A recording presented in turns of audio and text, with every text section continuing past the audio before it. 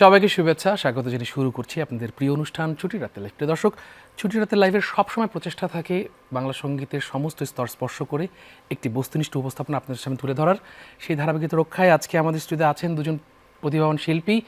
শুনতে চাই তাদের কাছে তাদের সঙ্গীতের যাত্রার কথা, বাংলা সঙ্গীত নিয়ে তাদের ভাবনা এবং লোকসঙ্গীত সহ সামগ্রিকভাবে আমাদের বাংলা সঙ্গীত নিয়ে তাদের যে একটি মতামত, সেটা নিয়ে জানবো। আমার ডান দিকে রয়েছেন অত্যন্ত জনপ্রিয় শিল্পী নুসিনা দিবা, সেই সাথে রয়েছেন আরেকজন জনপ্রিয় শিল্পী আমার খুব প্রিয় সাথী খান। Thank you. কামনে থাকবেন শ্রদ্ধেয় আমাদের শুভ ভাই, গিটারে থাকবেন শামু ভাই এবং কিবোর্ডে থাকবেন সজীব ভাই। আমি একটু মজা করলাম শুভ ভাই, সরি।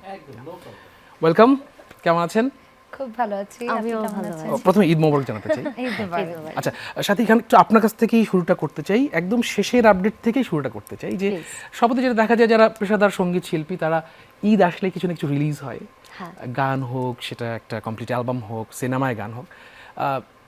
আপনার কাছে জানতে চাই আপনার এবার ঈদে আমরা কি পেয়েছি আসলে? আমার এবারের ঈদে বেশ কিছু গানই রিলিজ হয়েছে, কিন্তু সেটা একদম ঈদ মোবারক টাইটেলে না আর কি, মানে একদমই যেটা ঈদের গান এরকম না, মানে বিভিন্ন রকম টাইটেলে বের হয়েছে। আর আমার নিজের ব্যক্তিগত চ্যানেল থেকে গত বছর ঈদে একটা গান এসেছিল, ঈদ মোবারক। এই গানটা গত বছর আর কি টানা 7 দিন সব ছবির গানগুলোকেও পিছে ফেলে 7 দিন হচ্ছে ট্রেন্ডিংয়ে ছিল আমার গানটা। তো এই গানটাকেই আমি এবার ঈদেও আরেকটু আদর যত্ন করেছি, যেটা হয় আর কি, যে ওই ঈদে হচ্ছে ওটার একটা মিউজিক ভিডিও ছেড়েছিলাম আমি সুন্দর করে। আর এই ঈদে হচ্ছে আমার লিপ সহ আর কি ভিডিওটা আমি আরেকবার ছেড়েছি, এবং ওটার রেসপন্সও ভালো। আর এই ঈদে আরো অনেকগুলো মৌলিক গান এসেছে, সেটা মানে ডুয়েট বলবো না, একটা গান বের হয়েছে আমরা 4 জন মিলে করেছি। দেখেছি গানটা, হ্যাঁ, বিক্রমপুর টাইটেলে। এই গানটা নিয়ে আমি আশাবাদী ছিলাম আর ভালো রেসপন্সও পেয়েছি। এছাড়াও বিভিন্ন চ্যানেল থেকে অনেকগুলো টাইটেল, অনেকগুলো গানই এসেছে, অলমোস্ট 5-6। বিক্রমপুর গানটা একটু জানতে চাই। চমৎকার একটা কোরিওগ্রাফ ছিল এবং কস্টিউম ডিজাইনটাও খুব মজার ছিল আসলে। যারা আপনাদের সাথে কোয়ার্টার্সে লুঙ্গি পড়াচ্ছিলাম, সো এই গানটার ব্যাপারে একটু জানতে চাই যে থিমটা কি আসলে, গানটা কি নিয়ে? গানটা হয়েছে বিক্রমপুর বাসীদেরকে নিয়ে, মানে বিক্রমপুরের যে সৌন্দর্য, ঐতিহ্য, ওই ব্যাপারটাই, মানে গানের যিনি গীতিকার মানে তিনিই প্রডিউসার, সো উনি চেয়েছে ওনার এলাকাটাকে গানের মাধ্যমে সুন্দর করে ফুটিয়ে তুলতে। সো ওই জায়গা থেকে উনি গানটাকে ক্রিয়েট করেছেন। আর গানটি গেয়েছি আমি, আকাশ মাহমুদ, পারভেজ খান আর মহুয়া মোনা। ওকে ওকে, দেবা একটু আপনার কাছে জানতে চাই কি পেলাম এবার ঈদে? ঈদে এবার আপুর মতো আমার একই অবস্থা, আমাদের নিজের চ্যানেল থেকে এবার কাজ করা হয়নি। তবে আমার এবছর কিছু মজার এক্সপিরিয়েন্স হয়েছে, যেমন প্রচুর ঈদের নাটকে আমার অনেক গান গাওয়া হয়েছে এবার। সেই সাথে কিছু ওটিটি প্ল্যাটফর্মসের জন্য বিজিএম এর যে কাজগুলো করি আমরা, সেগুলো অনেক বেশি করা হয়েছে। তো এই আর কিছু অন্যান্য প্রডিউসিংয়ে, অন্যান্য চ্যানেলের প্রডিউসিংয়ে কিছু ডুয়েট গান আমার এসেছে। ওকে, সাথে একটু আরেকটু জানতে চাই আপনার কাছ থেকে, সেটা হচ্ছে যে আপনাকে আমরা যেভাবে চিনি আসলে মডার্ন ফোক সঙের ক্ষেত্রে আপনার একটা অনন্য একটা স্পেস আছে আর কি। একটু জানতে চাই আপনার শুরুটা কি আসলে লোকসঙ্গীত দিয়ে হয়েছিল কিনা? হ্যাঁ, আমার শুরুটা লোকসঙ্গীত দিয়েই, এবং আমি ছোটবেলায় যখন গান শিখেছি আমি পল্লী গীতির স্টুডেন্ট ছিলাম। ছোটবেলা থেকেই মানে আমার হচ্ছে একটু ফোক গানগুলো শুনতে ভালো লাগতো, ভালো লাগার জায়গাটা ছিল ফোক। সো ওই জায়গা থেকে আবার আমার গলায়ও মনে হয় যে একটু দুঃখের গান, এই টাইপের গানগুলো ভালো লাগে আর কি। সো এই জন্য আমি এই ট্র্যাকটাকেই বেছে নিয়েছি। একটু একই প্রশ্ন একটু আপনার কাছে জানতে চাই যে আপনি জাহাঙ্গীরনগর বিশ্ববিদ্যালয় থেকে পড়ালেখা করেছেন, ড্রামাটিক্স, রাইট? ড্রামাটিক্স। তো ড্রামাটিক্স একটা খুব মজার সাবজেক্ট, সেখানে সব কিছুই হয়, সেখানে সঙ্গীতটা তো অবশ্যই একটা ইন্টারগ্রাল পার্ট আর কি। একটু জানতে চাই আপনার শুরুটা কি আসলে সঙ্গীত দিয়ে নাকি নাটক দিয়ে, কি দিয়েছিল? আমার একদম শুরুটা যেটা গানের, সেটা গান নাচ দিয়ে মূলত। ছোটবেলায় নাচতাম, তখন আগে তো এত নাচটা খুব ডিফিকাল্ট মেয়েদের জন্য, dress up, costume and all.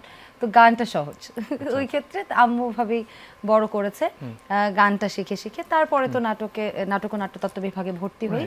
এবং আজকে অবশ্যই আমি শুভেচ্ছা জানাতে চাই সবাইকে, আমার দর্শকদেরকে। আজকে বিশ্ব নাট্য দিবস, এই শুভেচ্ছা রইল সবাইকে। আর এখন তো থিয়েটারে যেহেতু পড়াশোনা করেছি, কিন্তু গানটা নিয়ে আসলে আগাচ্ছি আর কি। রাইট, গান শুনি একটা, কে গাইবে? আমি গাইছি সামিনা ম্যামের একটি গান, শুনি। অভিলাষী মন, কথা ও সুর শফিক তুহিন। আপু তো সব ফোক গাইবে, তো আমি একটু আধুনিক গাইব। আমরা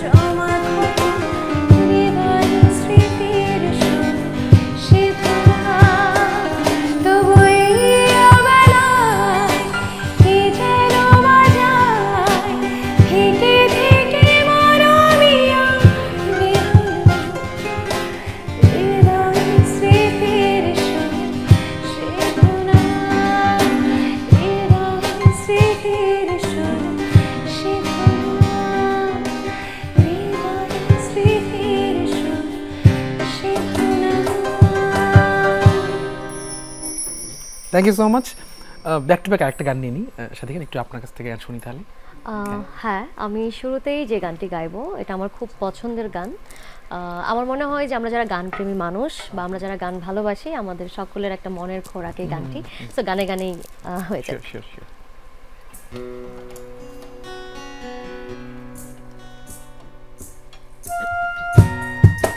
দিনা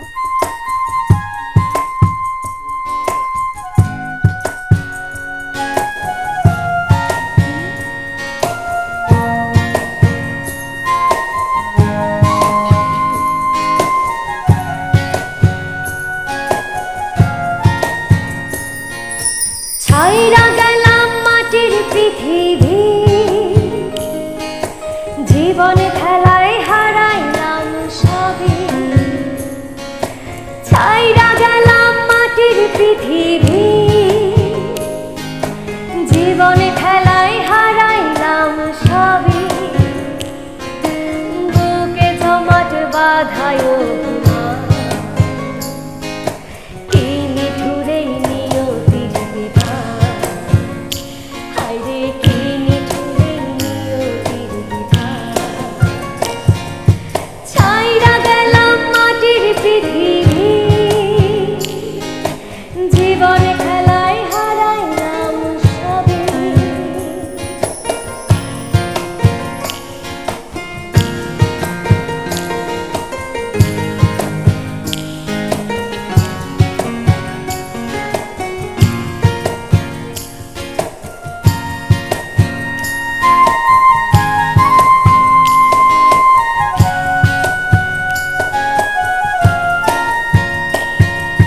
রক্তে আমার নেশা ছিল সুরেরও ছোঁয়া, হৃদয় দিয়া বাইয়া গেছি সঙ্গীতের খেয়া। রক্তে আমার নেশা ছিল সুরেরও ছোঁয়া, হৃদয় দিয়া বাইয়া গেছি সঙ্গীতের খেয়া। আশায় আশায় কাটলো জীবন ভর, পার হই নাই তো বুসুর সাগর। বুকে জমাট বাঁধায় অভিমান, কে নিঠুরেই নিয়তির বিধান। হায়রে কে নিঠুরেই নিয়তির বিধান।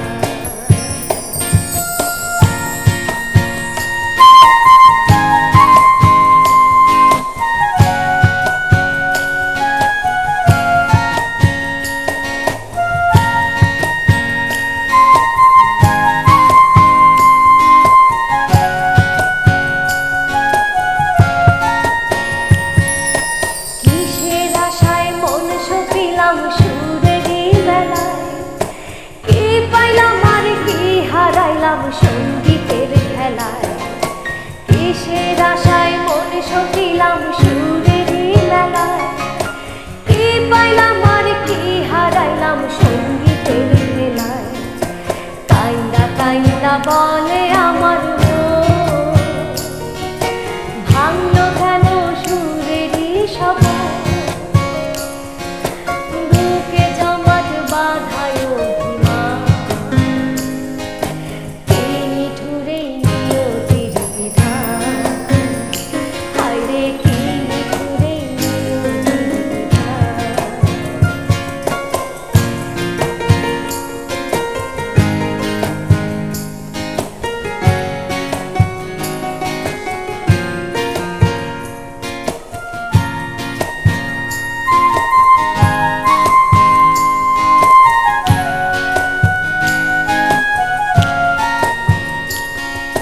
সাদা কাফন পইরা গেলাম আন্ধার কবরে, রাইখা গেলাম আমার গান তোমাদের তরে। সাদা কাফন পইরা গেলাম আন্ধার কবরে, রাইখা গেলাম আমার গান তোমাদের তরে। আমায় মনে রাইখো চিরদিন, রঙিন নেশায় কইরো না বিলীন। বুকে জমাট বাঁধায় অভিমান, কে নিঠুরেই নিয়তির বিধান।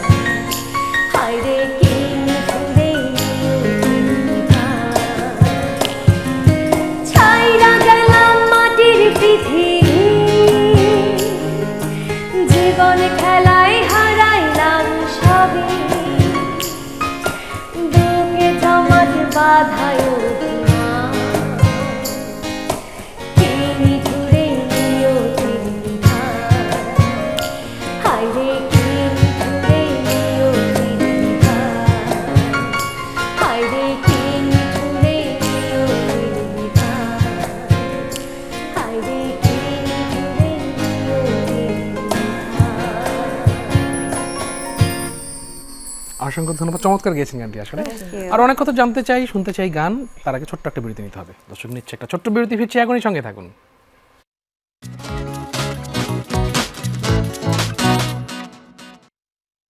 প্রতিদিনের ব্রেকফাস্টে আমি রাখি অল টাইম ব্রেড দিয়ে তৈরি হেলদি অ্যান্ড টেস্টি সব খাবার। All time bread, all time healthy life. নতুন Sunsilk black shine vitamin C ও ই গুণে চুলে দেয় ঝলমলে কোটিং। আর গ্লাস শাইন, ঝলমলে শাইন করো, গ্লাস শাইন করো। হাতে থাক সাথে থাক বাংলাদেশি লেমনি রিফ্রেশিং স্বাদের ক্লেমনের কিউআর কোড স্ক্যান করো আর ঘুরে দেখো বাংলাদেশের ঐতিহ্য। ক্লেমন ক্লিয়ারলি বাংলাদেশি। আয়নাতে ওই মুখ দেখবে যখন, কপালের কালো তিল পড়বে চোখে, ফুটবে যখন ফুল বকুল শাখে, ভ্রমর যে এসেছিল জানবে লোকে। বিশ্বসেরা জার্মান মেশিনে এবং বেলজিয়ামের প্রযুক্তিতে তৈরি ঝকঝকে নাসির বেলজিয়াম মিরর গ্লাস।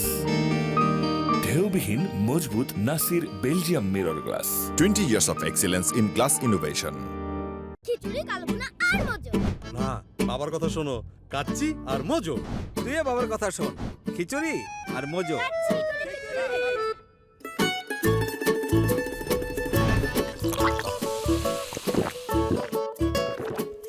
খাবারের পছন্দ ভিন্ন হলেও মজার বেলায় সবাই এক। নেক্সাস পে 90 লাখেরও অধিক গ্রাহকের আস্থা এবং মাসে 20,000 কোটি টাকারও অধিক লেনদেনের রেকর্ড নিয়ে আজ দেশের সেরা ডিজিটাল অ্যাপ। নেক্সাস পে মানে সবকিছু। ডাচ বাংলা ব্যাংক, আপনার বিশ্বস্ত সহযোগী। সবগুলো আইটেমই দারুণ হয়েছে, একটু যদি পোলাও হতো। এতক্ষণ তাহলে কি খাচ্ছো? এটা পোলাও? ঘ্রাণ ছাড়া কি পোলাও পোলাও হয়? নিন ফ্রেশ চিনিগুড়া সুগন্ধি চাল, দিনাজপুরের চাল, স্বাদে ও ঘ্রাণে একদম পারফেক্ট। ফ্রেশ চিনিগুড়া সুগন্ধি চাল, দা পোলাওয়ের চাল।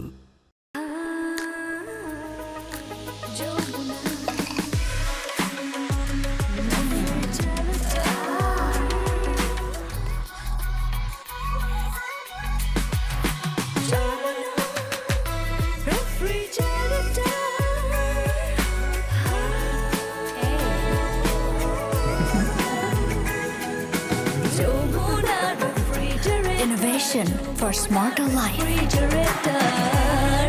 Feel it, pour it, and feel the blast. Powerful peach, strawberry, and adventurous apple. The beast inside. Feel the beast. Wild brew. Nexus pay 90 লাখেরও অধিক গ্রাহকের আস্থা এবং মাসে 20,000 কোটি টাকারও অধিক লেনদেনের রেকর্ড নিয়ে আজ দেশের সেরা ডিজিটাল অ্যাপ। নেক্সাস পে মানে সবকিছু। ডাচ বাংলা ব্যাংক, আপনার বিশ্বস্ত সহযোগী।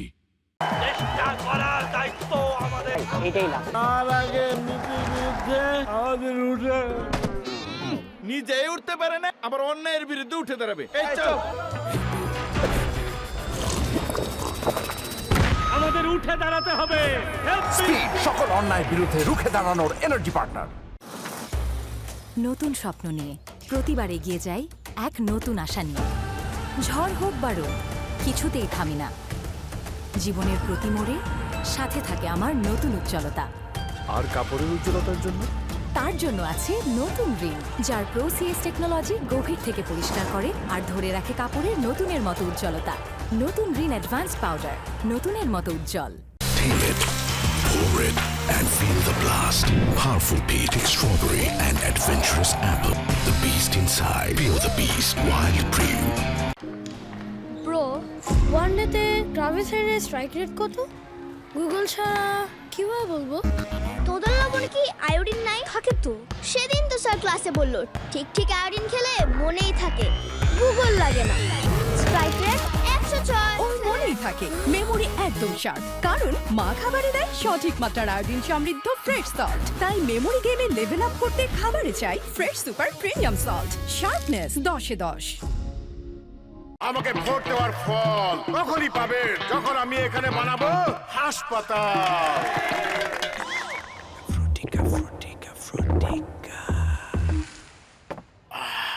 আমাকে ভোট দেওয়ার ফল হবে আপনি নিজের একটা বাড়ি পারি আমাকে ভোট দিয়ে কোনো ফলই পাবেন না। ওনাকে ভোট দিয়ে ফল না পেলেও ফ্রুটিকা যখন পিওর ফল পাবেন শিওর। আসল ফল থেকে তৈরি সম্পূর্ণ প্রিজারভেটিভ মুক্ত ফ্রুটিকা, চুমুকেই মনে জাগে এক পিওর অনুভূতি। পিওর মানেই ফ্রুটিকা। জি দর্শক, আবারও ফিরে এলাম আমাদের প্রিয় অনুষ্ঠান ছুটি রাতে লাইভে। নসীন, একটু জানতে চাই আপনার কাছ থেকে, সেটা হচ্ছে যে আমি ইন্ট্রোতে একটু বলছিলাম, মানে ভূমিকাতে একটু বলছিলাম যে বর্তমান সঙ্গীতের প্রেক্ষাপট নিয়ে আপনাদের মতামতটা জানবো। ওইখানে একটু আসতে চাই যে কি দেখছেন এখনকার সিনারিওটা কেমন আসলে? আপুই আগে বলুক নাকি? হ্যাঁ শিওর। আমার কাছে আসলে একটা ব্যাপার থাকে না যে আগের যে ব্যাপারটা সেটা আমরা দেখে দেখে শুনে শুনে বড় হয়েছি, সো সেটা আমাদের মনে এবং জ্ঞানে ধারণ করা আছে। সো আমি বলবো না যে এখন এই জেনারেশনে এসে আমরা যারা কাজ করছি আমরা খারাপ করছি। আমরা আমাদের জায়গা থেকে বেটারটা দেওয়ার চেষ্টা করছি। আর খারাপ যেটা বলবো সেটা আগেও ছিল, সাইডে কিছু ছিল, এখনো আছে, তো এটা থাকবেই। এটাকে সাথে নিয়েই চলতে হয়, মানে সাথে না আসলেও এসে যায় অনেক সময়। আমাদের মিউজিকের ক্ষেত্রেও সেম আর কি। কিন্তু আরেকটা বিষয় জানতে চাই, সেটা হচ্ছে যে এখনকার সময়টা তো আসলে একটু অন্যরকম। এখন একটা মিউজিক ভিডিও ইজ মাস্ট আর কি, একটা মিউজিক, কারণ ওই অ্যাপ্রোচটা এরকম হয়ে গেছে। একটা গান আসলে ফুল লেন্থ অ্যালবাম না রিলিজ হলে, একটা সিঙ্গেল রিলিজ হলে সেখানে একটা ভিডিও লাগে আসলে for the better communication. But অনেকেই আছেন আসলে এই ভিডিওতে বানানোর ওই জায়গাটাতে আসলে ওই সামর্থ্যটা নেই। সেই ক্ষেত্রে কি আপনারা কি মনে করেন কিনা যে এটাতে আসলে মন ভেঙে যায় অনেকের? না, আমি এটার একদম বিরোধিতা করছি, এই কথাটাকে আমি একদমই বিরোধিতা করছি। কারণ আমি যদি আমার স্টোরি বলি, আমার যতটুকু আমাকে দর্শক চেনে, যতটুকু আমার জনপ্রিয়তা আছে, আমি যদি আমার সেই জায়গা থেকে ছোট করে স্টোরি বলি, আমি অনেক বিগ বাজেট খরচ করে প্রথমে একটা গান করেছিলাম, বনমালী টাইটেল একটা গান করেছি, এবং সেই গানে আমি দর্শক জনপ্রিয়তা তো পাই নাই, উল্টা গ্ল্যামার দেখাতে গিয়ে আমি আরো দুটো কথা শুনেছি।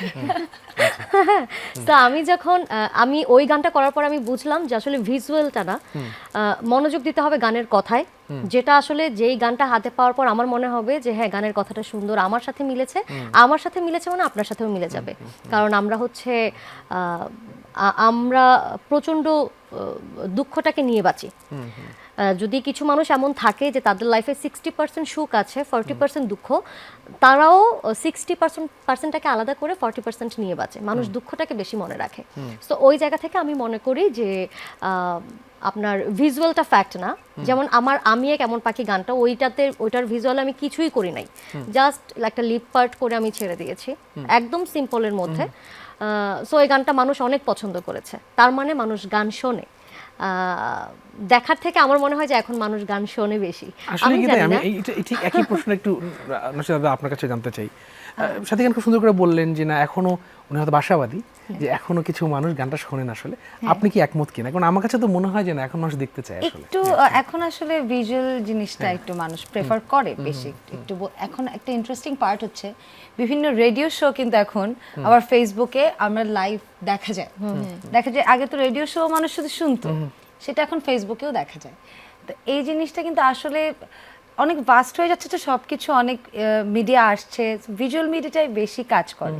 আর আপনি যে বললেন না যে আমরা অনেক টাকা খরচ করে বা বিগ বাজেটে আমাদের মিউজিক ভিডিও বানাতে হয়, এই ক্ষেত্রে এখন মানুষ বিগ বাজেট না, মানে মোটামুটি একটা ভিডিও করতে গেলে তো অবশ্যই এখানে একটা, এখন তো মানুষ এরকম যে যদি আর কিছু নাও পারে at least they use AI for it at least, কিন্তু তারপরও একটা ভিজুয়াল লাগে আর কি।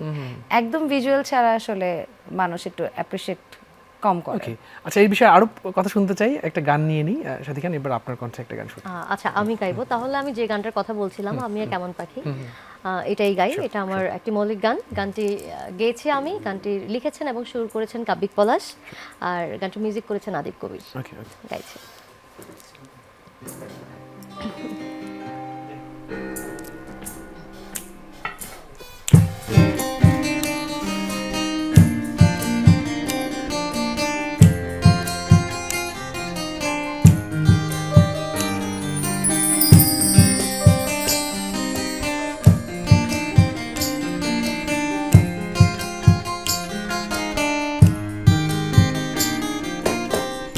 আমি কেমন পাখি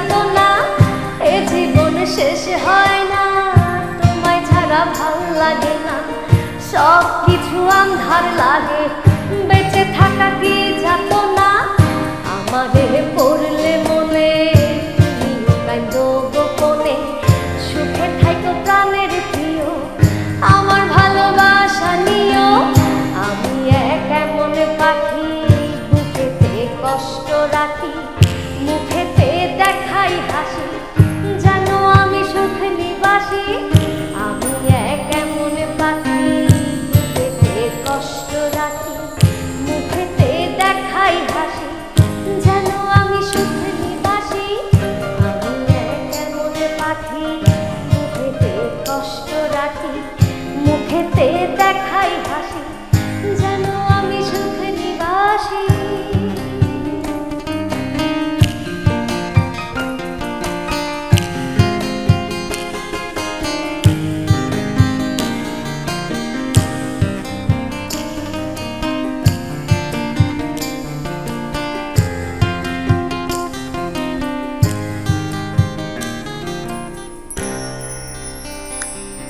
থ্যাংক ইউ সো মাচ। এই গানটার কথা আমরা শুনছিলাম, রাইট? হ্যাঁ। কেন বলছিলাম? আচ্ছা, রশিদ, আপনার গান নিয়ে যাবার আগে একটু জানতে চাই, সাথীকে যেমন খুব চমৎকার ফোক একটা টেক্সচার আছে ওনার ভয়েসে, মানে অন্য গানও ভালো করে করতে পারেন। একটু জানতে চাই, এই উত্তরটা আমি সাথী গানের কাছ থেকে নিব না, কারণ যেহেতু উনি এই জায়গাতে পারদর্শী, একটু আপনার কাছে জানতে চাই যে আমরা ম্যাসিভলি যখন যেটা বলা হয় আনাচে কানাচে পৌঁছানো, আসলে লোকসঙ্গীতে তো একটা শক্তি আছে, রাইট? আমাদের দেশে যেরকম বৈচিত্র্য আছে, আমার মনে হয় বিশ্বের অন্য কোনো দেশে এরকম বৈচিত্র্য নেই। সো আপনি কি মনে করেন কিনা যে আমাদের লোকসঙ্গীতের চর্চাটা আরো ভালো করে করা উচিত? হ্যাঁ, আরো শুদ্ধভাবে করা উচিত। আমার মনে হয় আমরা তো গানগুলোকে এখন সবাই একটু ফিউশন বানাতেই ব্যস্ত। লোকসঙ্গীত, মাটির গানের যে আসল একটা এসেন্স, লোকসঙ্গীতে যে বাদ্যযন্ত্রগুলো ব্যবহৃত হয়, আমাদের একদম বেসিক, আমাদের একতারা দোতারা, ইটস ভেরি ইম্পর্টেন্ট ইনস্ট্রুমেন্টস, এগুলোর ব্যবহার অনেক কমে গেছে। আমরা এখন ইউকেলেলেতে দোতারা টিউন করে অনেকে বাজায়, বাট আমাদের দোতারা বাজানো শেখা উচিত। অনেক কম আর্টিস্ট পাই আমরা, তো এই ফিউশন করাও nice, that's very nice, very good, কিন্তু একদম রুট লেভেলের যে এসেন্সটা, সেটা যদি আমরা আরেকটু নার্চার করতে পারি, কারণ আমাদের লোকগীতির কথা এবং সুরটা খুবই ক্যাচি, কিন্তু মানে লাইভ পারফরমেন্সের ক্ষেত্রে তো এখনো সেটা বিরাজমান, কারণ আমরা যদি একটু প্রত্যন্ত অঞ্চলগুলোতে যাই, সেখানে এখনো কিন্তু সেই বাউল ঢঙের গান, অথবা এই যে আপনি এথনিক ইনস্ট্রুমেন্টের কথা বলছেন, বা আমাদের যে নিজস্ব ইনস্ট্রুমেন্টের কথা বলছেন, তারা বাসে, এটার প্রতি এখনো আছে, এবং সেখানে হাজার হাজার মানুষ গান শুনছে, রাত জেগে গান শুনছে। কিন্তু এই মেইন স্ট্রিম মিডিয়াগুলোতে এইটার চর্চাটা একটু মনে হয় কম। অবশ্যই এটা নিয়ে কথা শুনতে চাই, বাট তার আগে একটা গান নিয়ে নিই। অবশ্যই আমি এখন যে গানটি গাইছি, গানটির সুর লাকিয়া খান, কথা লিখেছেন কাউসার আহমেদ চৌধুরী, শাহনাজ রহমতুল্লাহ ম্যামের গাওয়া। কিছুদিন আগে ওনার মৃত্যুবার্ষিকী ছিল। ঘুরতি ছায়াছবির গান।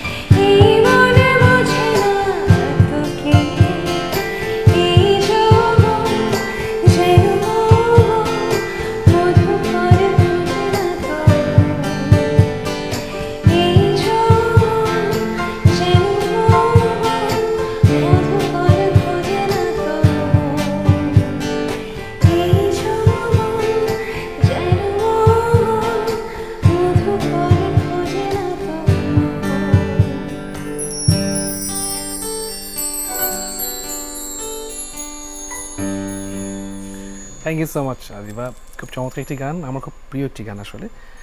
একটু লাইভ পারফরমেন্স নিয়ে কথা বলতে চাই, বাট তার আগে একটা বিরতি নিতে হবে। একটা ছোট্ট বিরতি, ফিরছি এখনই, সঙ্গে থাকবেন।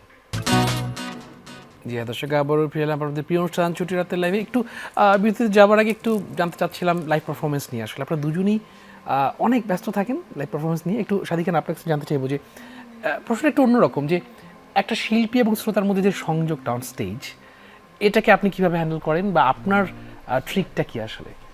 গান নাকি তাদের সাথে কমিউনিকেট করা, তাদেরকে গাওয়ানো, অনেক অনেক অনেক ধরনের দুইটাই আসলে।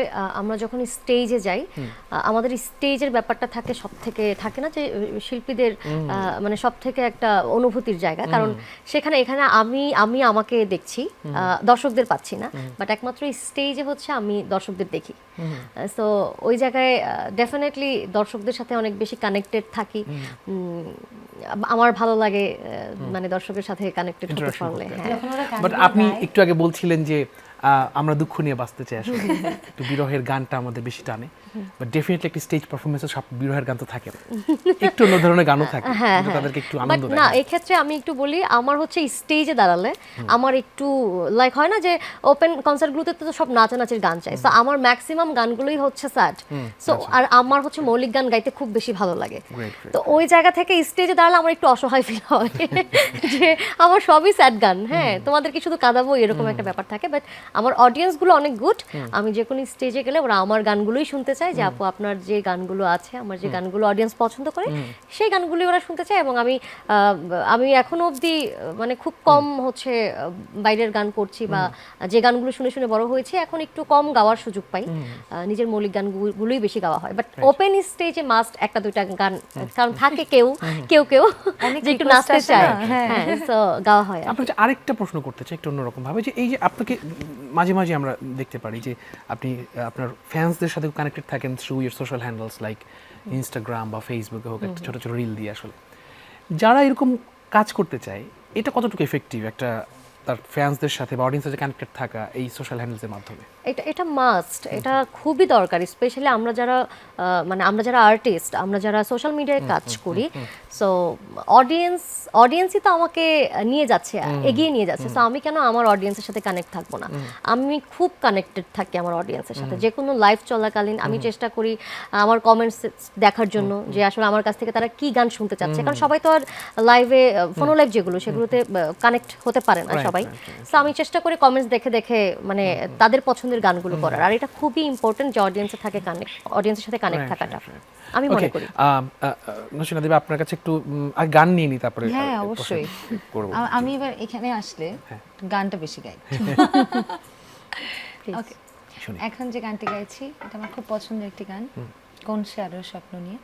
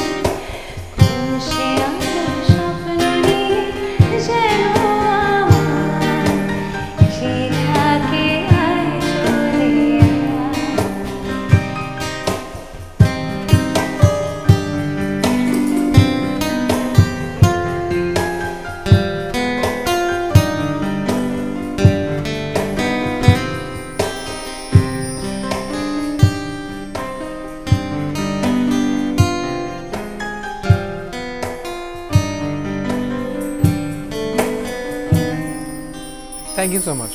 Thank you. চমৎকার গান শুনলাম। খুব বেশি সময় নেই, ছোট্ট করে একটা প্রশ্ন নিতে চাই তারপরে দুজনের কাছেই আসলে যে প্রযুক্তির প্রভাবে আমাদের সঙ্গীত শিল্পীদের মধ্যে কোনো পরিবর্তন এসেছে কি না? কারণ এখন থেকে আপনি বলছেন ফিউশন হয় আর অনেক কিছু হয়, বাট বাংলা সঙ্গীতের তো একটা স্বকীয়তা আছে, এক নিজস্বতা আছে, এবং এটার গ্লোবালি এখন বাংলা সঙ্গীত ছড়িয়ে পড়ছে। তো আমাদের নিজস্বতাকে হারিয়ে ফেলছে কিনা কোনোভাবে প্রযুক্তির কারণে, ওভার ইউজড হচ্ছে কিনা প্রযুক্তিটা, সেটা একটু জানতে চাবো ছোট্ট করে। না, আমার মনে হয় না প্রযুক্তি আসলে আমাদেরকে হেল্প করার জন্যই। আর প্রযুক্তি যখন ছিল না তখন এক ধরনের সাউন্ড কোয়ালিটি ছিল, এখন যখন প্রযুক্তি আরো এগিয়েছে সাউন্ডটা, আমাদের গানের সাউন্ডটা কিন্তু খুব ইমপ্রুভ করেছে। গানের সাউন্ডটা কিন্তু আমার কাছে খুব ইম্পর্টেন্ট একটা জিনিস মনে হয়। তো আমরা এই যে আর্টিফিশিয়াল ইন্টেলিজেন্সকে কাজে লাগিয়ে বা আমাদের এই প্রযুক্তির continuously, sorry to cut you off, আপনি এআই নিয়ে অনেক মানে খুবই পজিটিভ মনে হচ্ছে। আমার কাছে তো মনে হয় একটা থ্রেট আসলে, কারণ এআই তো আমাদের সবকিছু মানে 10 সেকেন্ডে একটা মিউজিক বানিয়ে ফেলে, but which is a very I think আসলে কি আপু একটু আগে বলছিল যে প্রত্যেকটা জিনিসের একটা পজিটিভ এবং একটা নেগেটিভ এফেক্ট থাকবেই, আমরা কোনটাকে নিব সেটা আমাদের সিদ্ধান্ত। আমি সাথে আপনাকে জানতে চাইবো একটু এআই প্রসঙ্গেই আসি আসলে, যে এআই দিয়ে যে 10 সেকেন্ডে গান হয় আর একটা গান তৈরি করতে তো অনেক আমি আসলে এর উপরে খুব বিরক্ত, কারণ আমি নিজে খুব ভুগছি। লাইক আমার মানে আমার নামে কিছু অ্যাকাউন্ট আছে যেখানে আমার দেখেছেন কিনা জানি না, আমার সুন্দর সুন্দর ছবিগুলোকে নিয়ে হচ্ছে তারা একটা অসুন্দর ছবিতে পরিণত করছে। সো এরকম একটা আইডি চলে সাথী খান নামে, যেখানে লাইক আমি এখানে এড্রেস পরে একটা ছবি দিয়েছি, ওখানে জাস্ট আমার ফেসটা থাকে, বাকি কিছুই থাকে না। সো আমি এআই এর উপরে খুবই বিরক্ত। এআই এর নামটাও আমি মুখে নিতে চাই না অ্যাকচুয়ালি, আমি একদম খুবই ভুগতেছি এই ব্যাপারটা নিয়ে। আমি হয়তো এখনো ভোগাটা শুরু করিনি, এই নামটাই নিব না। হ্যাঁ রাইট। সো যেটা জানতে চাচ্ছিলাম যে ছোট্ট করে শুনবো আর একটু, যে এই যে প্রযুক্তির কারণে আমাদের সক্রিয়তা আমরা হারিয়ে ফেলছি কিনা, সাথীখান একটু যদি বলতেন আপনার জায়গা থেকে। প্রযুক্তি, আমি যদি এআইটাকে এক সাইডে রাখি, এআইটা বাদ আসলে আমি মিউজিকের কথাই আসি, বাদ বাকি সবকিছু ওকে আমার কাছে মনে হয় যে অল ওকে, আমরা সবকিছু ভালো পাচ্ছি। লাইক আগে যেমন আগে সঙ্গীত শিল্পীরা মানে নতুন মৌলিক গান নিয়ে বিভিন্ন বিভিন্ন কোম্পানিতে দৌড়দৌড়ি করা একটা ব্যাপার ছিল। আমার মনে হয় যে এখন শিল্পী স্বাধীনতাটা অনেক বেড়েছে। লাইক আমি আমার নিজের একটা ইউটিউব চ্যানেল ভালোভাবে দাঁড় করিয়েছি, সো আমার কোম্পানি থেকে কাজ আসলো কি আসলো না ওটা আসলে কোনো ব্যাপার না। আমি আমার চ্যানেল থেকে রেগুলার গান ইউজ করলে আমি আমার অডিয়েন্স পেয়ে যাচ্ছে। আমার একটা জিনিস মনে হয় যে প্রথম যখন ইউটিউব এরকম এসেছিল তখন এই লেভেলগুলো, এই যে গানের লেভেলগুলো ছিল যাদের পিছনে দৌড়াতো, তারাও মনে হয় এটাকে থ্রেড হিসেবেই নিয়েছিল যে এখন তার ওদেরকে লাগবে না, শিল্পী তো নিজের মতো করে করতে পারবে। নতুন কিছু আসলে আসলে আমাদের একটু এরকম ফিল হয়, আসলে অ্যাডপ্ট করে নিতে সময় লাগে আমাদের। এটাই। সো আর কি জিজ্ঞেস করবো, সময় নেই, আমি ছোট্ট করে বিদায় নিয়ে নিচ্ছি। যেতে যেতে সাথী খান আপনার কণ্ঠে গান শুনবো। দর্শক, এই ছিল আমাদের আজকের আয়োজন। আশা রাখছি আয়োজন ভালো লেগেছে। দেখবো সামনের সপ্তাহে নতুন কোনো আয়োজন নিয়ে। ভালো থাকুন, সুস্থ থাকুন। শুনবো সাথী খানের শেষ গান। আচ্ছা, আমি শেষ গানটা করছি আমার নারী দর্শকদের অনেক পছন্দের একটি গান। আমি অনেক মানে আমি সব প্রোগ্রামে ওদেরকে অনেক বেশি এগিয়ে রাখি আর কি, যে ওদের একটা পছন্দের গান আমার গাইতেই হবে। সো গানটি গেয়েছি আমি, আমার মৌলিক গান, আর গানটির lyric, tune plus music Ruman Dewan ভাই। ওকে ওকে, শুনি।